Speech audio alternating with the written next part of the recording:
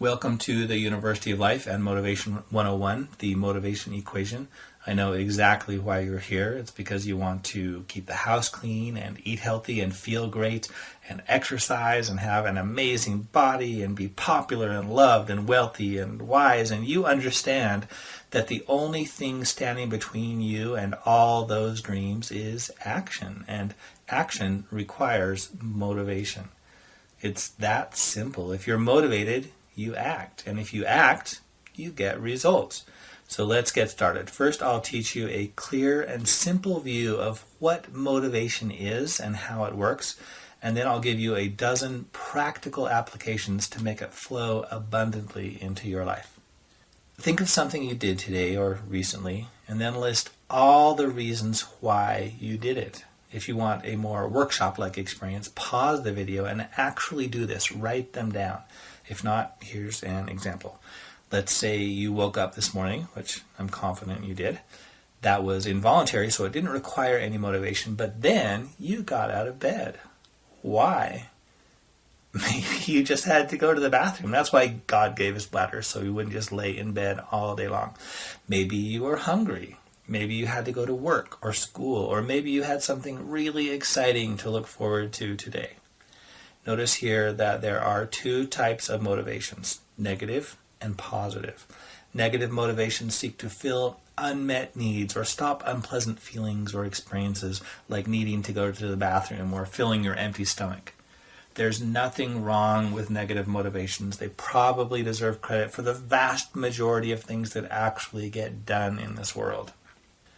Positive motivations, on the other hand, attract you toward pleasant or meaningful things or experiences, like if you have something to look forward to and can't wait to get there, or even thinking about earning a paycheck so you can buy and do nice things. Either way, there are promised rewards, and this is what moves you to action in every case. Next, think of something you wish you had done but didn't. Maybe eating better, or getting some work done, or exercising. Why didn't you do that? Once again, it's a simple question of motivation, but motivation works in both directions. On one hand, it attracts you or pushes you toward action by promising some sort of reward, whether something positive or eliminating something negative. On the other hand, opposing motivations resist your efforts. Maybe you didn't tidy up because you felt tired, and the rewards of staying in bed or collapsing on the couch and watching TV were stronger than the enticements of cleaning. Whatever rewards oppose the task you wish to accomplish can be labeled resistance. Now you're ready to learn the motivation equation. Whether or not you do something depends on the balance point between reward and resistance. If your sense of reward is stronger, you act. If the resistance is stronger, you don't. Sure, you can throw in some willpower. You can force yourself to act even when you don't feel like it. And this is a very, very important ability to have. But it's a horrible way to live on a permanent basis. It's not sustainable. You only have so much willpower, and it's not as fun as letting motivation do most of the work.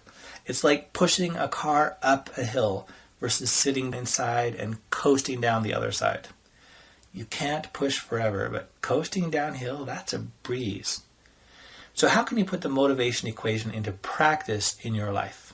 All you need to learn is how to expand your sense of reward and diminish your sense of resistance. Once the balance tips, what was uphill becomes downhill. Then actions naturally, automatically, almost effortlessly follow. The remaining videos in this course at uoflife.com/motivation teach you surprisingly simple and usually very easy and highly effective ways to tip the balance of the motivation equation and change your life forever. I gotta say, it's so extremely useful to understand how your brain works and use that understanding to make your life so much easier. You've probably been pushing your car all your life, but now you're about to learn how to turn the key, shift into gear, press lightly on the gas pedal, and cruise on down life's highway in style like never before. I'll see you in the next video.